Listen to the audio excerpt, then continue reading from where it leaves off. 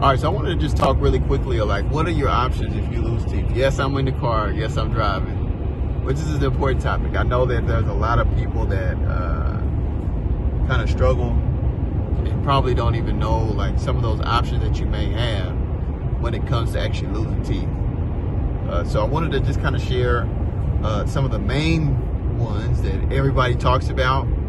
Then also some that really people aren't as, that aren't as popular as they were, maybe 15, 20 years ago. And there may be even some options that people are wearing that are around you that you don't even know, like you're not even really aware about it. So, let's go and just jump into it. So why does replacement of teeth really matter? Well, I think one of the things that, people really don't think about when you lose teeth is the part that people don't really see. So like when you lose teeth, a lot of times what ends up happening is those teeth can sometimes shift. Sometimes those teeth can become more vulnerable to chewing surfaces. So what that means is like maybe you're chewing and you lost a tooth, and now what ends up happening is you end up putting more force on the teeth that you have remaining. So you lost a tooth, now you only got 2 teeth on that side that you can really chew on. So now these actually become vulnerable because now, it's not balanced between the 5 teeth that you had. Now you only got 2 there. And so that can really become like a huge problem with people. And then what really happens once you start losing teeth, right? You'll start chewing on the other side. And so you got a full complement of teeth on one side, and then something happens on that side. So now you got broken teeth on both sides, and now you don't know what to do. So we're going to go and just kind of talk about, just the importance of tooth placement and why it is so important to,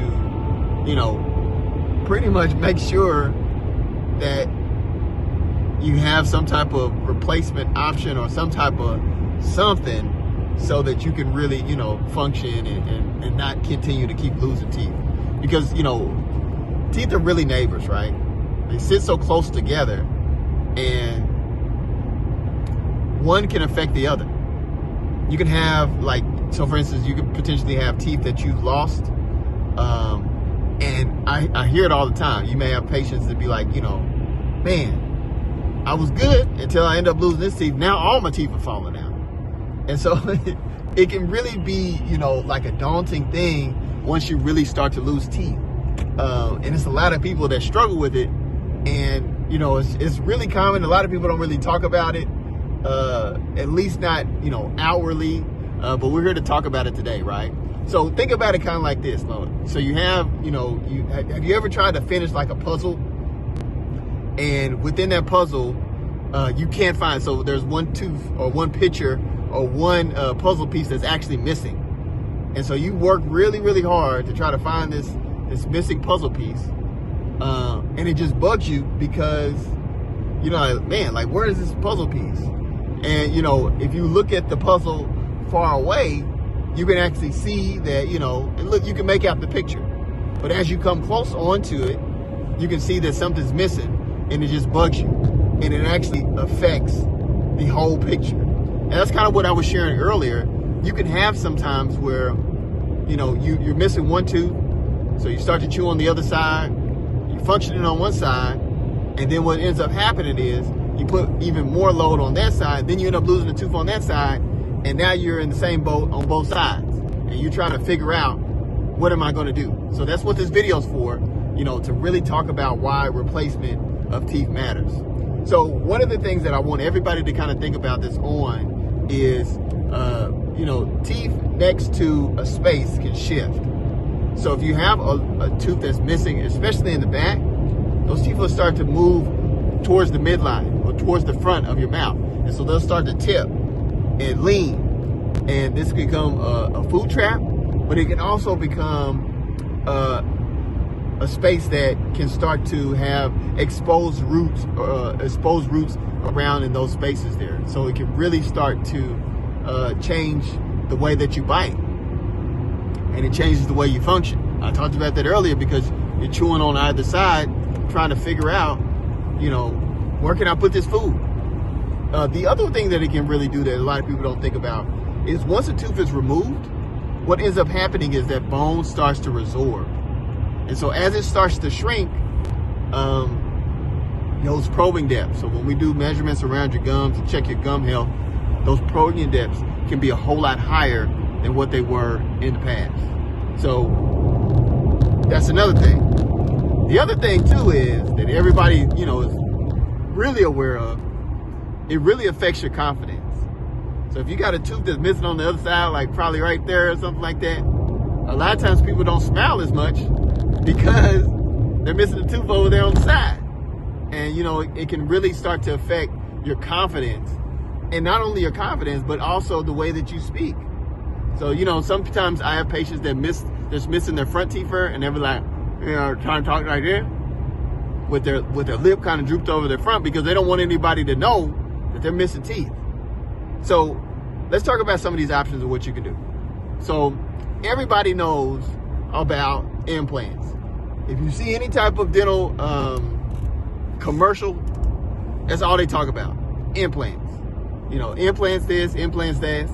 And implants are actually placed surgically inside of your bone. And it actually functions and is similar to a natural tooth. The other thing that I like about implants is it doesn't necessarily affect the neighboring teeth around it. Just like, so some of the other ones that we're going to talk about, may kind of affect other teeth around it, but implants kind of act solely in that particular area or that particular socket. The other thing that I really, really like about implants is it has like a 95 to 98% success rate, right? And that's over like 10 years. So just like anything in the world, certain things fail. Sometimes you can actually have things that really start to cause problems. So like nothing's promised, right? So I can do a filling tomorrow and that filling can, just over time, 15, 20 years, that filling's gonna be bad. But what's happening with some of the research that we're getting from, dental implants is we start to recognize that these things are actually staying a whole lot longer than, sometimes fillings or root canals.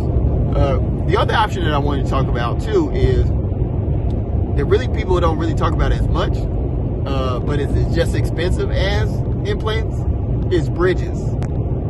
Bridges actually use the neighboring teeth. So if you have a space in the middle, those teeth next to the space, that's pretty much where the bridges are going to attach. So you have to prepare the teeth that are around the space in a certain way, kind of trim them down, cut them down a little bit, and then the lab makes, or you send records off to the lab, and then their lab will send you an actual bridge so that it can be submitted in. This is actually a great option if you have like huge cavities on the neighboring teeth as well. So say for instance you lost that tooth in the middle, but the teeth on the sides got holes in them too. This is a good option for that because one, you're able to remove the decay, and then two, you're not cutting away really, really good tooth structure. Sometimes if you have bridges, or you're trying to do bridges and you have some tooth structure there that is good, you're kind of apprehensive about doing it. The other thing that everybody seems to like about bridges is it looks natural, just like implants, and it's fixed, meaning that you can't take it in and out. You can't take it in and out, and usually, people really like that. They like the option that, they don't have to worry about taking it in or out, and it looks really natural, and you really can't tell, with the untrained eye. You really can start to see, like, when you do a bridge or whatever, see that, it looks relatively natural. Now, what I'll tell you about the downside of bridges, though, the downside to bridges is those teeth must be shaved down. So that's kind of what I was talking about earlier about if you have huge cavities on either teeth, that sometimes, it's okay. But if you do not have that, then, that's a problem. You might have to do a different option. Now, the third option, if you lost teeth or missing teeth, that a lot of people don't really talk about is removable partials. So pretty much what this means is you make like a prosthesis that helps to kind of close those spaces, and you can take it in and out. Now, what I like about this option is the least expensive, and that's usually like, it's, with the day and age that we're living in right now, you need stuff that's cost effective, right? You need something that's going to be cheaper. This is definitely a good option.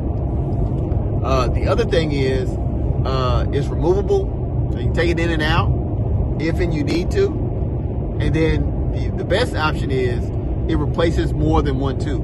So if you're missing like 4 or 5 teeth on your lower jaw, doing a removable partial could potentially fill all that in, and then it'll help you with your bite in that area. You'll have something to where you can kind of bite. Some of the downsides to a removable partial is that, sometimes it can feel real bulky.